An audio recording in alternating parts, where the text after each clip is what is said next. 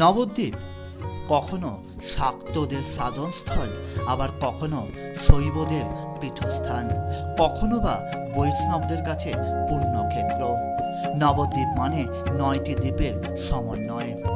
এই নবদ্বীপের আকৃতি হচ্ছে অষ্টদল পদ্ম, অর্থাৎ 8টি পাপড়িযুক্ত একটি পদ্মের মতো। মাঝে রয়েছে কোরক, অর্থাৎ অন্তরীপ, আর অন্তরীপকে বেষ্টন করে রয়েছে আরও 8টি দ্বীপ। আর এই নবদ্বীপেই চৈতন্য মহাপ্রভুর জন্মস্থান ও লীলাক্ষেত্রের জন্য বিখ্যাত।